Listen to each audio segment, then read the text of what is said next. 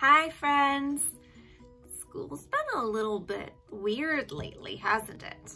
I mean, today I'm teaching you with a blanket around my shoulders. I've got a big cup of coffee. I mean, this isn't weird. I always have a big cup of coffee. But I don't usually have my cats meowing at me for treats while I'm trying to teach. Yeah.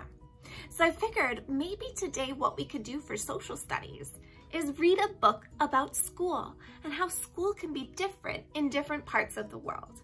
I'm really excited for us to learn about different ways that kids go to school all over the world, because the way that we're going to school right now is pretty strange. And I want to learn more about it. Schools in Different Places by Lauren McNiven. Our global community. Everyone in the world is connected. We all share the planet Earth. More than 7 billion people live in the many countries that make up our planet. Each person belongs to a local community. A community is a group of people that live, work, and play in the same area. Together, we all belong to one big community, the global community. Different and alike. Learning more about the people in our global community helps us better understand each other. We can find out the ways in which we are the same and celebrate the things that make us unique or different. In this book, you will learn all about going to school in different places around the world. Many of these places are shown on the map below. Let's take a look at that map for a second before I turn the page. I see that there's a school with a rooftop playground in England. What's a different type of school that you see?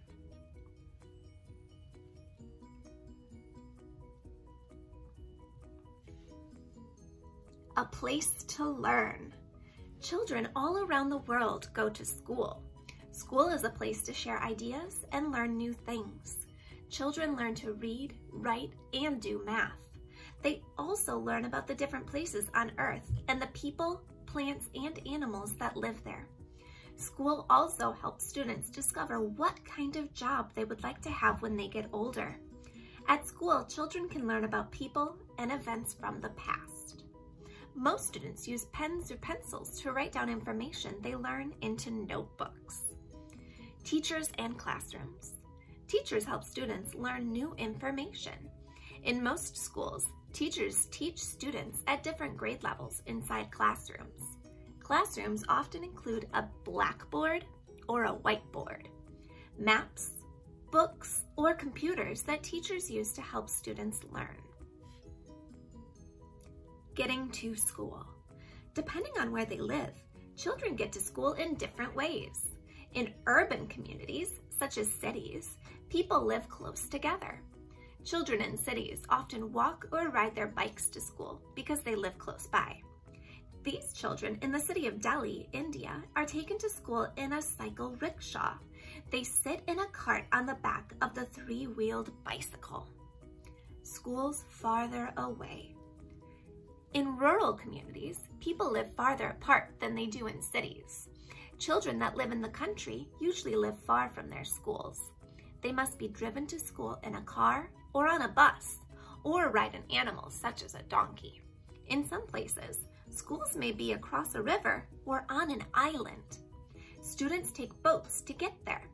Some boats are just like school buses, except they float. India has many areas with canals or small waterways.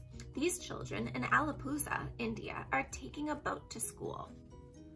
School buildings. The area where people live can also affect what their school looks like. Schools in large cities must be big enough to hold a lot of students. They also have to fit in small spaces between other buildings. Some schools may use the roof of the building as a playground if there's not enough space for one next to the school. This school in London, England, uses the roof for their playground and sports field. Schools in the country. In some rural communities, there may be only a few students in each grade at a school. In these places, the children may be taught all together in the same room. These schools are called one-room schools. In Bangladesh, some rivers regularly flood onto the land. Children living in these areas go to one-room schools on boats. The boats pick up students from their homes when the land around them is flooded. Some one-room schools, such as this one in Costa Rica, hold children from different grades. They're all taught together by one teacher. There can be up to 30 students in a floating school. Most students are in the same grade.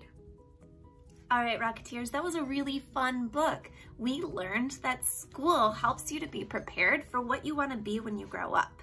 So your assignment today is to make something to show me what you want to be when you grow up. You can draw a picture or you could make a little figure. Here's what I did. It's made out of a little toilet paper tube and just some construction paper. So I made myself as a teacher, because that's what I am. You could make yourself a firefighter or a doctor or a chef. I want to see what you want to be when you grow up. Now, remember, last week we saved our house. You're going to have to save yourself, your little figure from this week as well, because that's going to go into our big project in a couple of weeks. I can't wait to see what you make. I miss you so much. Stay healthy. Happy learning.